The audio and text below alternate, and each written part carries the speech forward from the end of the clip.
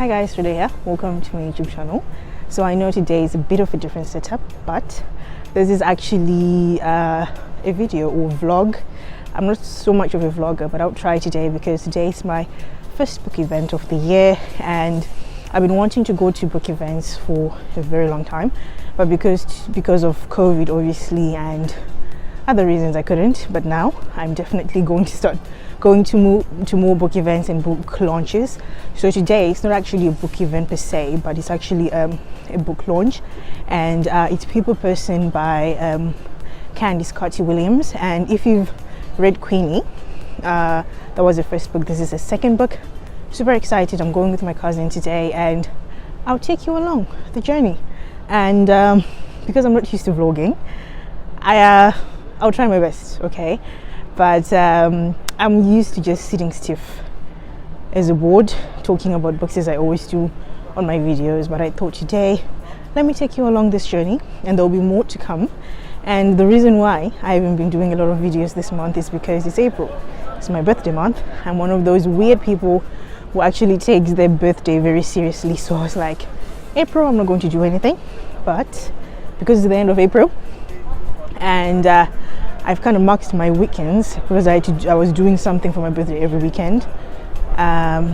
Today I am doing a book launch. I'm sorry, I'm not used to vlogging, so it's kind of weird for me. But yeah, let's go.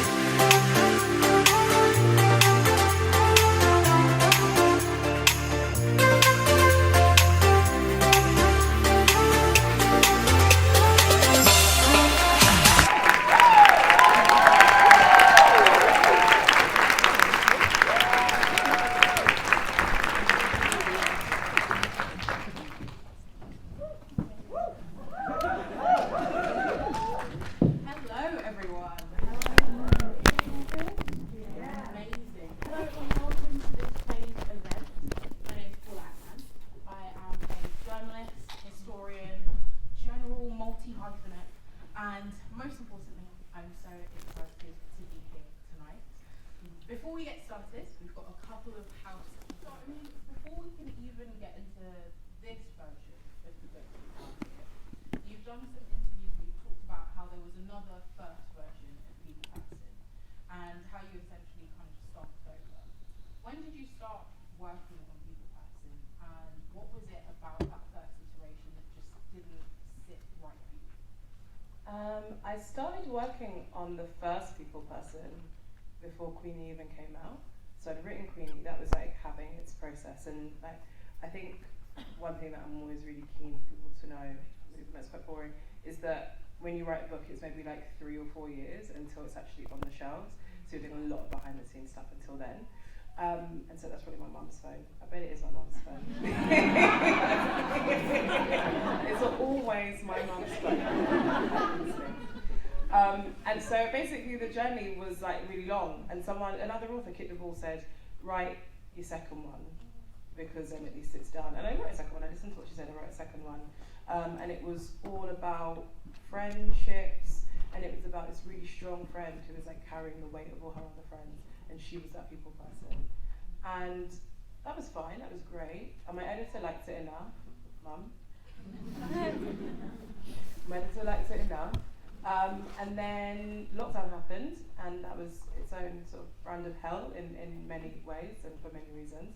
And I was in the house by myself, and I had to edit it, and I just wasn't vibing with it at all. And I think because People Person ended up being so much about grief, and there was so much collective grief at the time that I was like, I don't want to keep experiencing this when I'm writing it, but also I don't want to put that for people when they read it. Like, that's not what my writing's about. And when I write anything, I connect so much with what I'm writing, like I feel what I'm writing, and I just wasn't vibing with it at all. And so I just started a new one. I just got rid of it, and I was like, oh, I should just do something else. And I saw my editor a few months into that, and she was like, how's it going? And I was like, oh, well, I have started a Holly novel. And she was like, I really don't like you. But okay, fine, let's see. And then I sent her the first like few chapters of it, and there's like a whole thing that I'm sure I'll get to because I know exactly who you are. About like I was having therapy at the time, and I hadn't been having therapy before, and I said to her like, is this shit now that I've had loads of therapy and I'm a bit less traumatized? And she was like, no, it's fine, you're still traumatized enough. So that's it. Do you think that we might see any kind of version of that first People Person at any time? Do you think you might want to rework it? No, I don't think I will. I know that I like writing enough, and like if you give me like a character or an idea, I can just write a whole new thing. So it's not like I want to be like lost for what to write in the future. And so yeah, I think I'm also quite good at leaving the past in the past in some ways, not in all ways, but in some ways, especially with my work. Yeah. And because it's so set in South London, we get the smells, the buzz, the energy. How was that actually writing it during the pandemic when we were inside? It was hard because you lose so much of your inspiration, I guess. And I get inspiration from like listening to people on the bus a lot of the time. And like I remember like schoolgirls have the best conversations in the bus. And so like even not having those is like jumping off points. Like I don't really write in cafes, so I've never written anywhere but my house, but I do loads of the research of it, I guess, like without realising by being outside. And so I lost a lot of that, and also just like lost a lot of human connection that I've been having. And I was thinking about this yesterday, but I think if I'd written a novel like People Person again, and there hadn't been a pandemic and I hadn't been alone, I don't know if I would have focused on 5 characters. But I think I needed that. I think I needed to think about people all the time. And so I think, yeah, by being like isolated by myself, I like conjured up loads of people instead of like one, like Queenie. That's so interesting, and I think like touching on the pandemic. Okay, so I'm a non-fiction girlie, you know, it is what it is, it's really fast, we love that.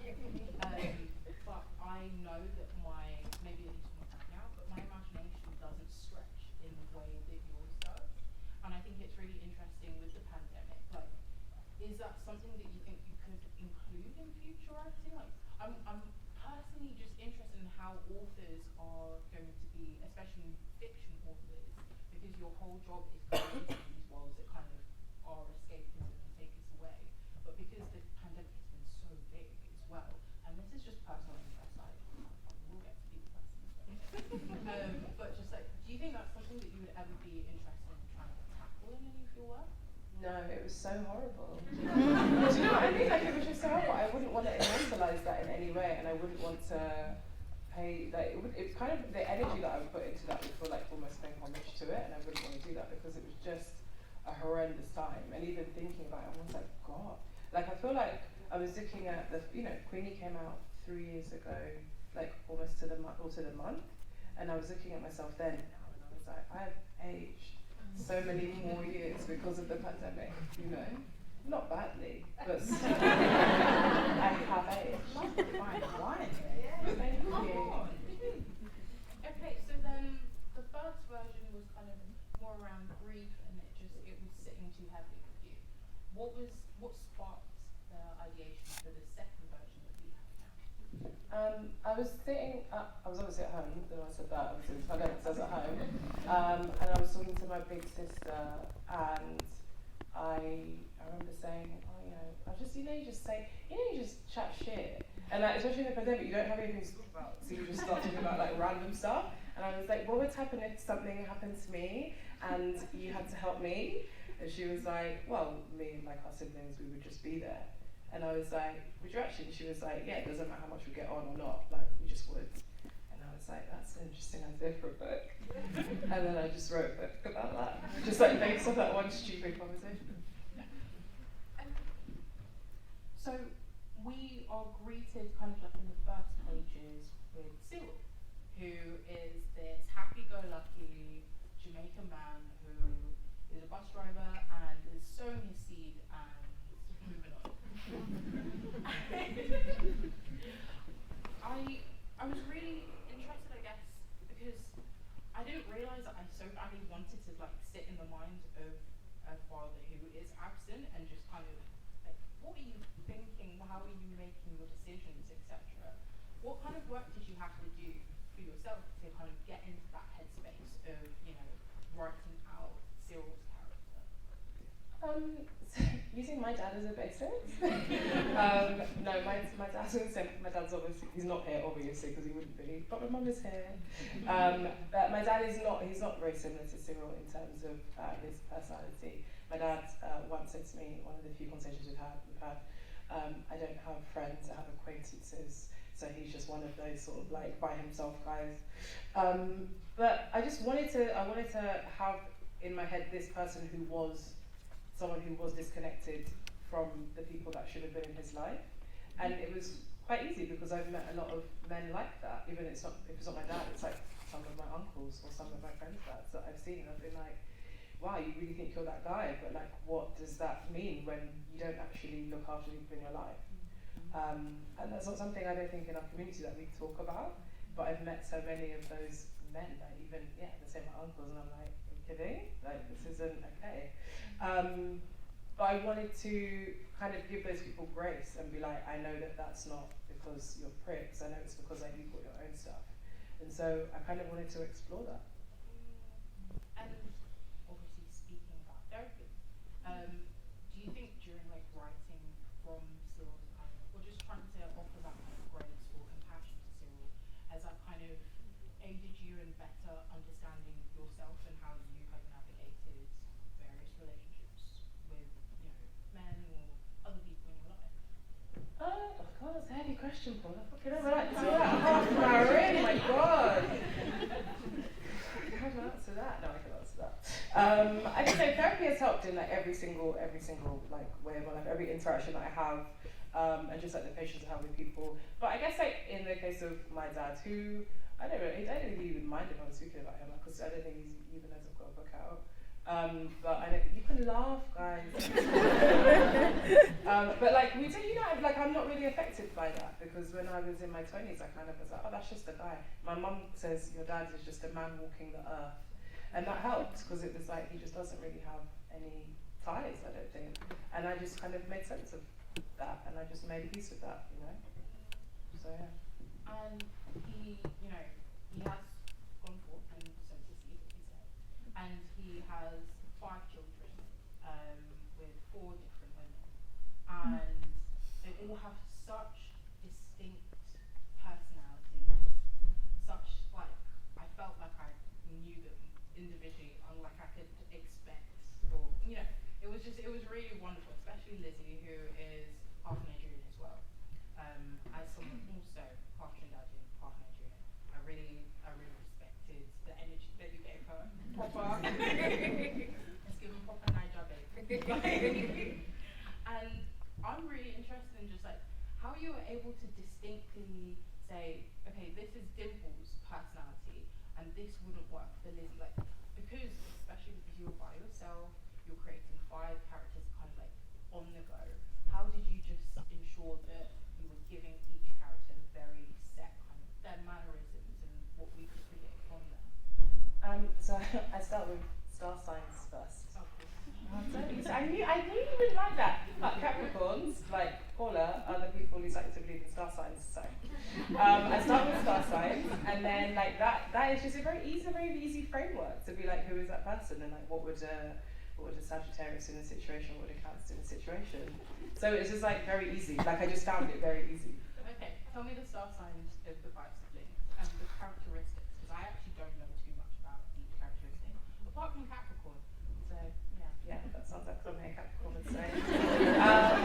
None of my characters are Capricorns. I think you are one of like 2 Capricorns I actually like. And I do a lot. Okay, so we'll start with Nikisha, who is an Aries, and an Aries is like the first sign in the chart, so that makes sense why she would be the eldest of the group. And Aries are very strong and very level-headed, but also quite fiery because they are the first fire signs. Then we have Danny, who's a Gemini, like my mum. So like very happy-go-lucky, kind of like a fairy. Doesn't take enough seriously, Mum. I love you, but you're laughing, exactly. So she knows exactly who she is. And then we have Dimple, who was a Cancer like me, because I was like, I just wanted to write a very sad girl character. Because Queenie wasn't as sad girl as I would have liked her, because Queenie was a Leo, so she was very different. But like Dimple is like sad girl, and she's always like, she just feels sorry for herself, and she's always the victim. So, and that's a self-drag. And then we have her sister Lizzie, who is half Nigerian, who comes slightly after her, and she is a Leo energy. Sorry to any Leos, quite arrogant, but very generous with love, and that's very nice when you kind of crack that. When you crack them. And then you have Prince, who's a Sagittarius, who is just wayward, but he's also young, wayward, also fiery, and quite fun. And that's it. So you can see the star signs that I like and the star signs that I don't. Some star signs didn't even get a look in, but like, I have 5 characters, there are 12. All Capricorns. So it seems like you have a penchant. Yes, my fiancé is French.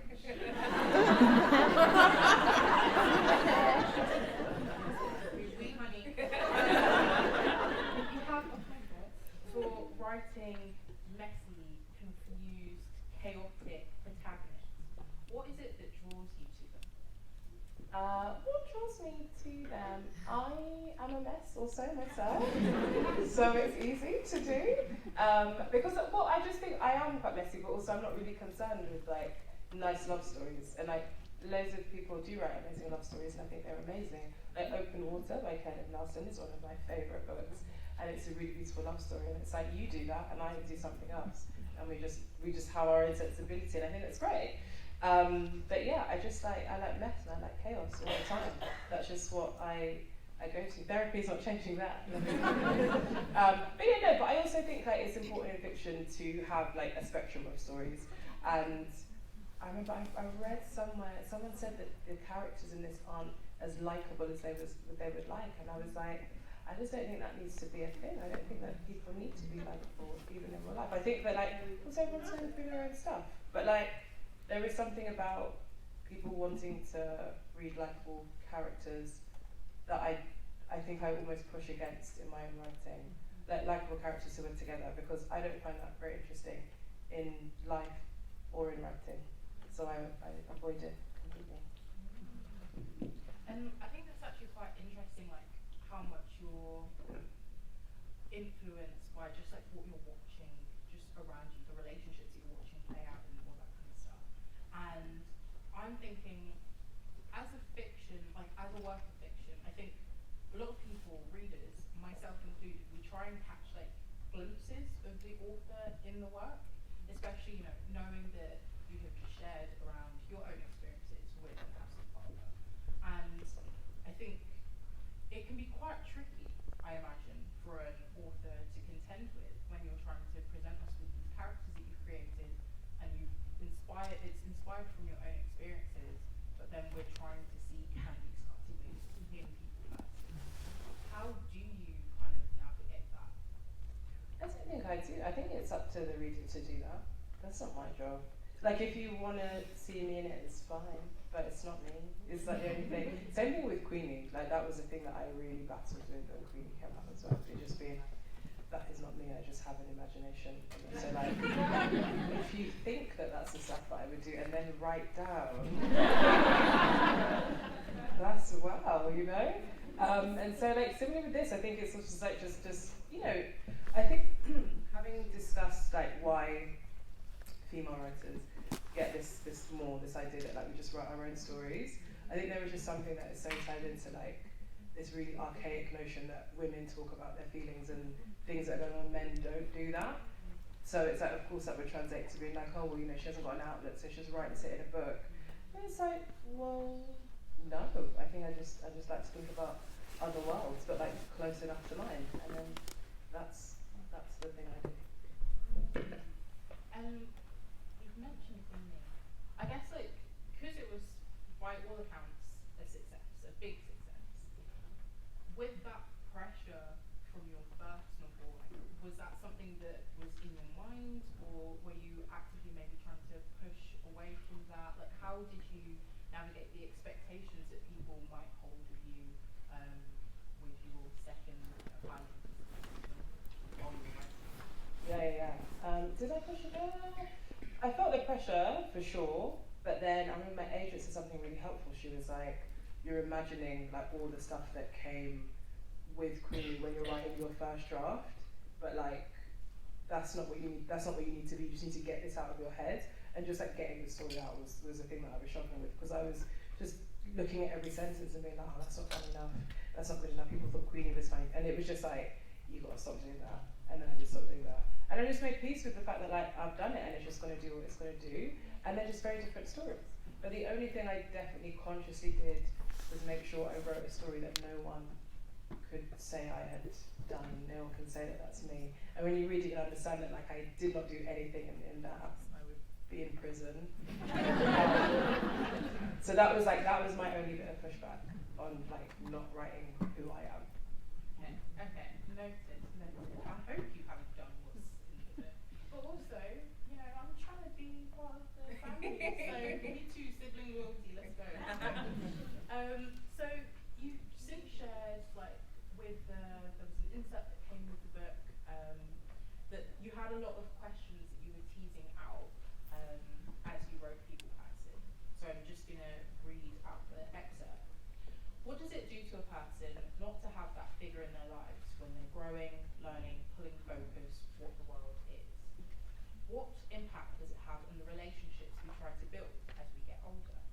How is our confidence affected when someone who should be in your life simply isn't, because they just don't want to be? And what does it mean for mothers who have to play both roles? So these are like powerful, huge, very existential questions. That's me. Do you feel like you're any closer to having answers to even any one of those questions? I think I probably am not closer to having answers, but I've made peace with the fact that I'm never going to get answers to those questions. And I think that writing this was working a lot of that stuff out, you know? Like it's kind of like, what does it mean? Doesn't matter because you're here. So like, you know, we can like be as existential as we want, but that's not going to change the course of anything, which is maybe even more existential and philosophical. And I'm not even that kind of guy, but like that's just kind of where your brain goes. I think I've just made peace with so much stuff, like since doing this, which is helpful. And again, because I'm so interested. So with therapy as well, were there any kind of check-ins that you had with your therapist while you were writing? Like, was there anything that just as you were delving into all of these different issues for yourself, was there a way that she was trying to, that they were trying to contain you or just help you manage this writing process? No, I just never speak about my work with my therapist, which is weird. We just spend, like I'm always like, okay, so for the 15 minutes we're going to talk about this person. And like, my therapy is not necessarily being like, oh, this stuff happened when you were young. It's all like, this person really upset me this week and I don't know how to talk to them about it, so I'm going to talk to you about it and I want to figure it out there. So no, she didn't actually. We never talk about my work. That's so interesting. Yeah. Well, what works for you to do? well, maybe I should talk to her about my work. Maybe I will now this is out. I can talk about the Bristol. I don't know. I won't. I'll carry on with the hit list. That's all. You have to do what work. I think I talk to my therapist too much about work. And I'm just like, yeah, this project, let me think about my research. Ooh, shout. So, yeah, but what does that leave me with? So, I'm one of those people who, when they're responding in text to people, I'm typing out LOL with 15 O's, 15 O's, yeah? And my face is but the people person actually had me laughing out loud on the bus. It was very embarrassing. And actually I had to text Candice and just I asked if it was uncouth to tell an author if you find things like really funny in the book. I don't know. I haven't got a book out. So I don't know what it maybe to be confronted with your own work via text could be like.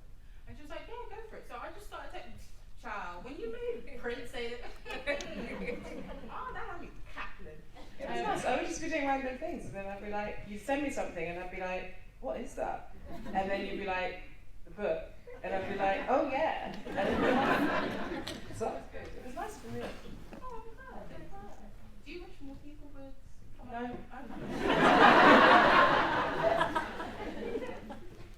But thinking about humour, what is your litmus test with funny writing? Like, do you just write it and you're just like, this made me laugh, so that's good? Or That's it. okay. No, that's literally it. My thing is that I don't think that you should try and make anyone, you can do what you want, guys, but me, I don't think I could try and make anyone laugh, because then if they didn't, I'd feel so bad and embarrassed. So it's just like, if you yourself laugh, then that's fine. But I grew up laughing, like, not all the time. I grew up like laughing. Like, as I said, I remember in the acknowledgements of Queenie, I said that my mum is the funniest person that I know. And so like, you just laugh all the time when you're with her. And so I just always knew that laughter was like a good thing. I love that. It's sweet, isn't it? It's nice. Yeah. So presumably you have to like edit and cut some bits from the book. Is there anything that you can share without obviously spoilers that didn't make it into the final book and kind of was left on the cutting floor? Yeah, there is one specific. Does anyone in here work for HMRC? I'll explain why. No one's raised their hands, that's good. Basically, I went to Jamaica a couple of years ago and paid for it with my business account. Because I was like, that's research. And so there was a whole chapter where one of the characters goes to Jamaica. And my editor was like, it just doesn't work. And I was like, it kind of has to work.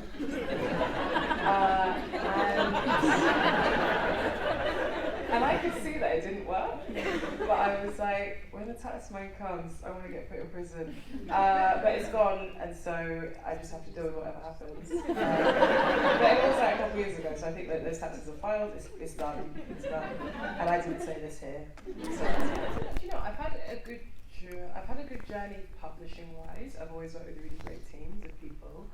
But the press stuff has always been the hardest thing to navigate, because initially for Queenie, certainly it was a lot of white journalists being like, oh, so what's it like working in publishing, or having worked in publishing and it being racist? And I'd be like, oh, okay. And I'd say the answer, and I'd be like, how do we fix that? And it'd be like, why are you asking me? Like, ask about the book. Like, that's what we're here for. And so that was constant. And I remember my first publicist saying, like, most of the questions that you get asked, my white authors are never asked this stuff because they talk about the book. And that was the hardest thing. So now I just know to not answer anything about the publishing landscape, because that's just not, it's not my sensibility. I've written a book, let's talk about the book. And like, I've learned to be firmer in that, but I think that comes with age and confidence. And also being a South Londoner as well. And being a South Londoner, yeah. So talk to me about how you essentially pull through all of South London in every book that you're working on, because I mean, we basically get tours of Brixton and around Loughborough Park and Bermondsey, etc. Why is it so critically important for us to have this, almost this backdrop history is not really my thing, and but I guess there is something for me about like preserving the South London that I know and love, because it changes so much. It changes like every day. I live in a part of South London that like hasn't actually changed since it was like when I was like growing up there, which is really good. But everywhere else just seems to be. I mean, it's just gentrification is hell, and so like I'm trying to keep in my work the bits of South London that I either remember from growing up or the bits that like we're holding on to now.